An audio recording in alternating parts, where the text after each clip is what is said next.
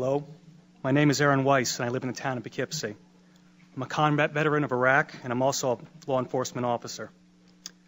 I attended the Public Safety Committee's last meeting in regards to this resolution, but I didn't say anything because I wanted to hear what everyone else had to say. And I heard some shocking things from some people and some legislators. They said that it took a lot of courage to pass this SAFE Act. Apparently, my definition of courage differs from yours. You see, if it was really so courageous a bill and it took so much courage to pass it, then why was it done in the middle of the night when no one could see it or read it? That's not courage. That's a mafia-style sit-down to divvy up what's good for the bosses. Courage is taking the right and true course of action, not the politically expedient one.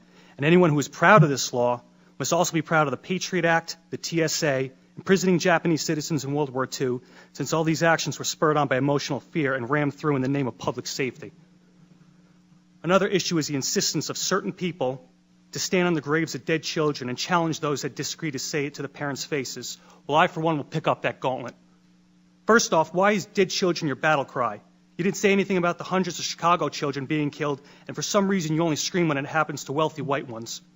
And yes, I will say to anyone's face, my right is more important than your dead, because I fought for it firsthand. I washed the blood of my friends out of my Humvee, and I picked up their mangled bodies, and I fought day in and day out. I did more things that you people can't imagine. So yeah, my right trumps your dead. I earned it in blood. I gave up a lot for this country, including my youth, and better men than me gave up a whole lot more, so that all you, myself included, could enjoy the rights that are guaranteed to us in our Constitution and Bill of Rights. And we didn't go through all that to come back home and watch the surrender of what we fought for happen based on the demented actions of a couple madmen.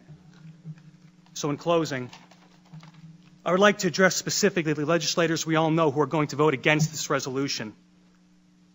I understand you will vote against this resolution based on some misguided sense of the public good. However, as a law enforcement officer, I'm curious to know about your true resolve. Since voting to take away someone's rights is totally different than being asked to enforce it, I want you to consider this.